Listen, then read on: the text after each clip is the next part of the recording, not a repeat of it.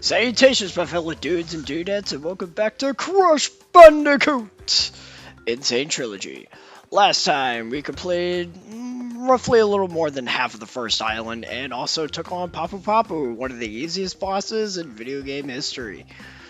Now we're going to move on to the Rolling Stones, but before we do that, they added a little something for the Insane Trilogy. We'll go over to this portal here, and Coco's Time Machine. Now Coco is able to join your quest for this game, which is awesome.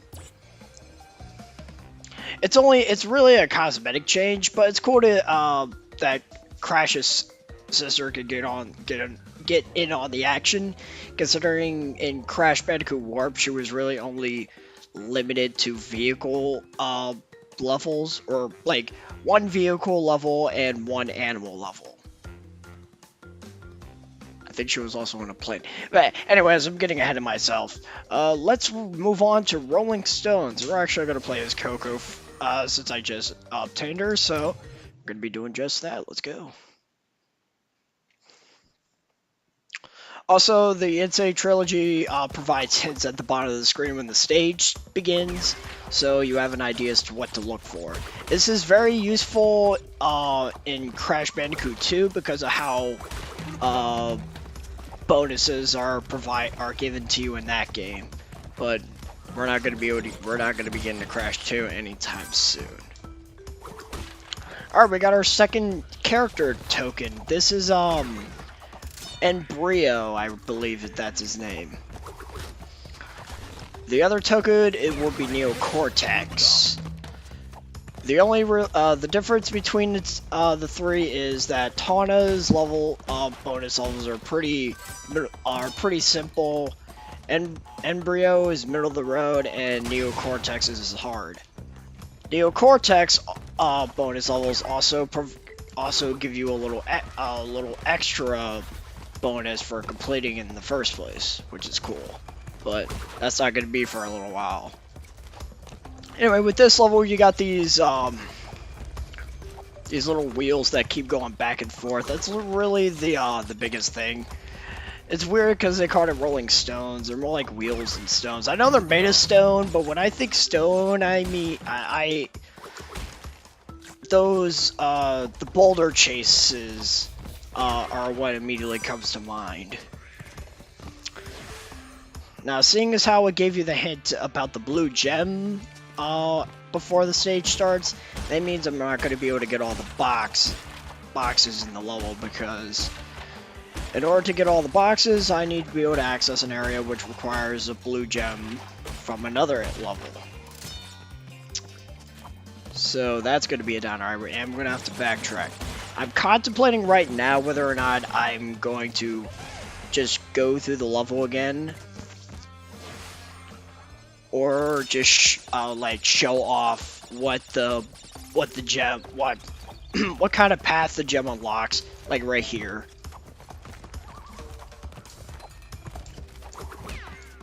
Like I'm debating if I should if I show like me just doing the level again, or I just show what's inside the blue gem.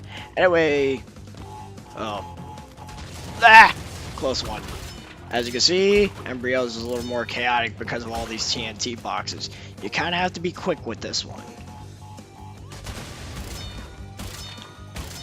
Otherwise, you'll get blown up by the TNTs.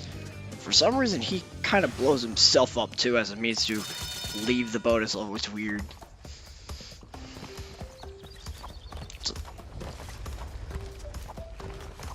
Jump over these. Oh, and the level's over. Cool. But yeah, as you can see, I missed 6 boxes.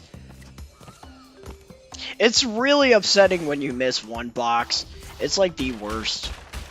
Also love this little detail. The more boxes you miss, the more injured that Crash and Coco get. Like, if you get to roughly around 20 boxes or so, like they'll be on the floor practically unconscious. It's kind of amusing, but I don't get off on that, I swear.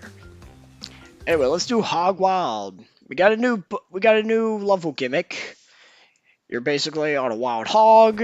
Yeah, Crash, let's do that weird Dr. Wily eyebrow thing. It's totally not suggestive in any way. But you notice I couldn't select Coco. Coco is not available for boss fights and gimmick levels like these. I'm not exactly sure why, though. What just happened? What just happened? I'm not sure if you guys saw that. My screen went black for a second. I don't think it's my HDMI cable. It should be fine, but what the hell was that? It's like the second crash was about to, like, alright. Like, Crash saw the, saw his life flash before his eyes and he blacked out as you would in Pokemon. That was really strange. Also, since I missed that box, I had to kill myself in order make sure I don't miss it this time. How many lives do I got? 32. Yeah, I'm fine. 1 and 2 should be right over here. There we go. And that should be all of them. Oh yeah, that wasn't too hard. That blackout was really that was weird. I don't know what the heck that was. I'm not sure if it's gonna show up on playback, but still. All right, next up we've got Native Fortress. Let's move on. I believe this is actually the last level of the island. Just gonna not worry about jumping on that box. I've got more than enough lives at this point. And I'm probably gonna hit 99 at some point, especially because of a little bonus thing in one of the later levels in the game. Assuming you go there with the color gem. Now this level has a really obnoxious gimmick with the little lanterns that you use as like bouncy pads. For some odd reason, like the hitbox is really off. Like you'll jump over it, and like for some reason, if you're like even at that high point where I jump, for some reason, like that hitbox is really bad. Like watch this. Or never mind, maybe never mind. Maybe the hitbox just won't work at all. That was weird. With these guys, they're gonna try and push you off on the platform, but thankfully they're not strong enough to like completely just throw you off.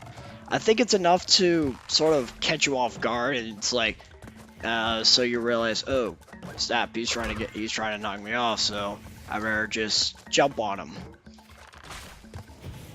Avoid these. Okay, I do not know what I was thinking. Whoops. Get out of here, monkey. You're in your monkey business. Yeah, sure, why not?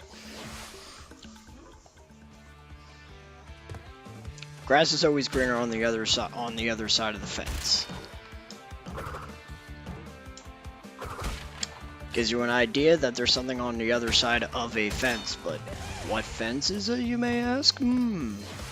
I wonder. I also like to point out that Aku Aku is really creepy with all these loading screens. He always comes up, like, whenever there's a loading screen, and unfortunately this game suffers, a little because of that. The loading screens are really, really bad. It's not like they last an eternity, but there's so many of them. Anyway, this is what the hint was referring to. Unfortunately, I missed that box, but it's not like I could get the box gem anyways. Alright, let's be careful here. Alright, cool. I guess that test playthrough really did a lot for me, because otherwise, okay, I got a little too reckless, and I guess a bit too arrogant. But anyways.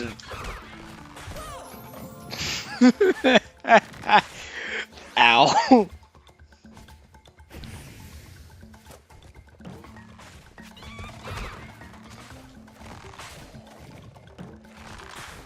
Oh, whoa, okay.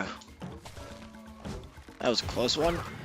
These mossy slopes, you'll constantly, whoa, oh, almost jumped on that. You'll constantly fall down the slopes, because of how slippery the moss makes it. So, always jump to keep your momentum. You want to jump over here, is there something over here? Oh, an extra life, okay. This jump technically isn't possible if you don't utilize, that platform on the fence. Spin these platforms and go on, make your way up. The end of the stage is at the top. Okay, someone's generous. 4 lives? Oh no, I don't know, I smell something funny. I'm just gonna ignore those. Oh, an extra life. I'll take that, why not?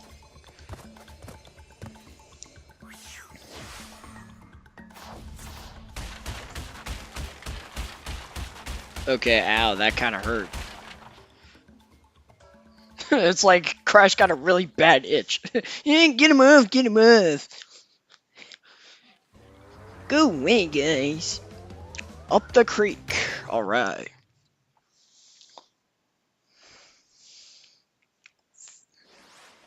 Failing a bonus level doesn't cost a life, which is awesome. Alright, with this level, we got these lily pads that sink after you sit on them for a while. I think that's all there really is to this level. The piranha plants, that's what I think of when I see them. I'm not sure. I didn't go out of my way to check out the names of all these enemies. As a matter of fact, I don't think anyone really does.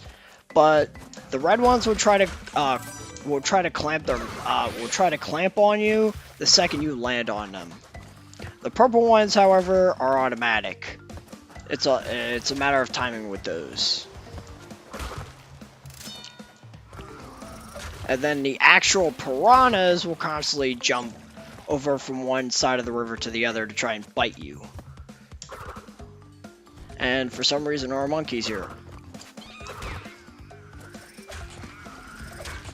Not sure why. I mean, I guess monkeys like water. I guess.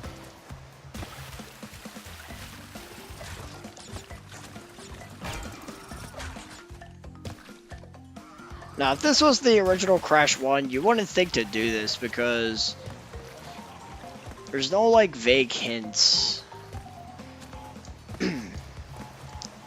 providing Crash 1. There's some things there's like points in some of the levels where you just have to sort of throw common sense out the window.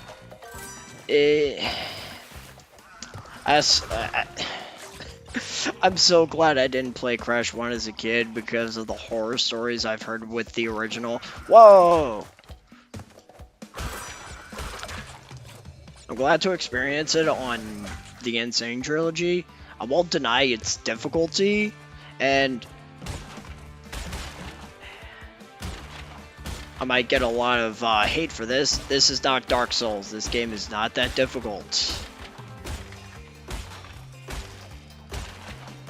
I mean, it could be difficult if you're, like, new to platformers, I guess. But the only real challenging part about this game is fully completing it.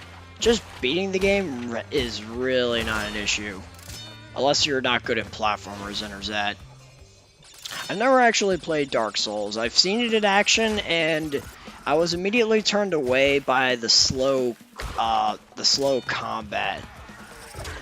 And I'm sure, like, other people could jump in on that, but I don't know. It's a really major bias with me because Platinum games excel at that. Games like Devil May Cry, Bayonetta, and there was a third one was thinking of. I can't. It's not coming to mind. Anyway, Ripperoo. I wouldn't say.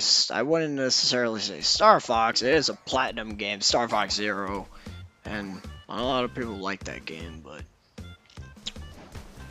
I think it's good. Anyway, Ripperoo. Ow, that hurt. Alright, Ripperoo's gimmick is that he's just going to jump around the battlefield, and these big TNT boxes are going to flow down the stage. You jump on one, and you just pray that it explodes right next to him.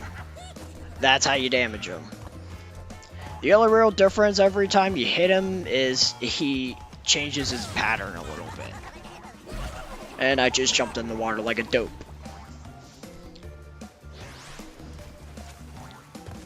Don't I feel silly now?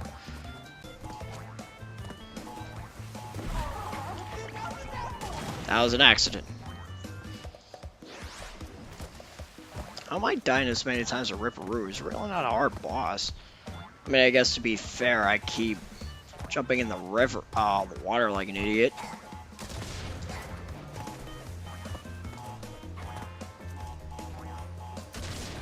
It is a matter of timing, which I can understand with this level. Oh, I was like, where did I go? Okay, now that doesn't make any sense. That bothers me because, like, you try to jump on the big TNT box as it's flowing down, but for some reason, it's like it doesn't exist. It goes from a stationary platform to a transparent box that you can't stand on, which it's really stupid. Okay, there we go.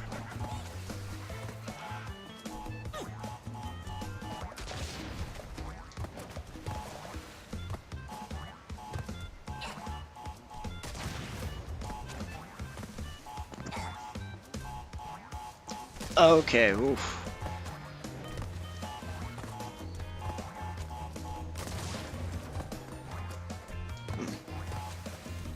I think I got it that time. Yeah, I got it. Okay. Whoa!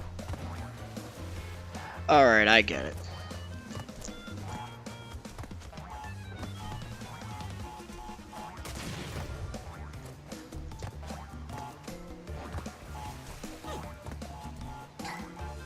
Got him. Okay. Woo! That wasn't too bad. It was more annoying than anything else because I kept jumping in the water. Except for that time where I floated through the big TNT. Again, that's really strange.